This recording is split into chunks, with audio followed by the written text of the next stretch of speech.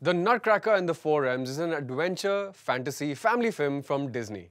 It stars Mackenzie Foy, Keira Knightley, Morgan Freeman, Helen Mirren and Richard E. Grant, amongst others. This was co-directed by Lasse Hallström and Joe Johnston.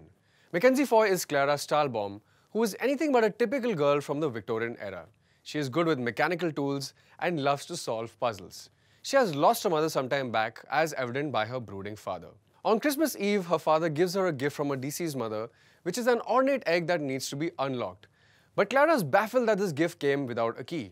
Of course, since she likes to solve a good puzzle, she sets out to ask her godfather, Drosselmeyer, played by Morgan Freeman, about this mysterious gift. Little does she know that he has inexplicable powers of his own. He leads her through a passage into a fantasy land. In this world, Clara discovers the land of sweets, land of snowflakes, and the land of flowers that are all under duress since they banished Mother Ginger, played by Helen Mirren, for her treacherous actions. Clara is suddenly immersed into this world where she needs to find the key, but she also needs to restore peace and harmony across the four realms. This story has all the makings of a classic fairy tale. A princess who doesn't know about her true status, toys that come to life, kingdoms at war with each other, and lavish, extravagant costumes. And yet, despite all these elements, Disney's The Nutcracker and the Four Realms clearly falls into the misfire category. Known predominantly to be a musical presentation, this rendition practically skips that approach altogether to focus on visual pageantry.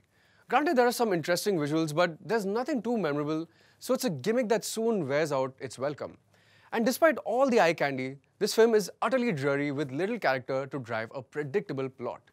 Even though the cast boasts of multiple Academy Award winners, Morgan Freeman and Helen Mirren, they appear to be sleepwalking through a mundane script.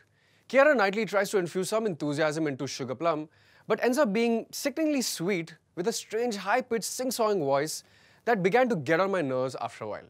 Maybe it had to do with some of the ridiculous things the script made her say. I hope you'll be the one to finish it.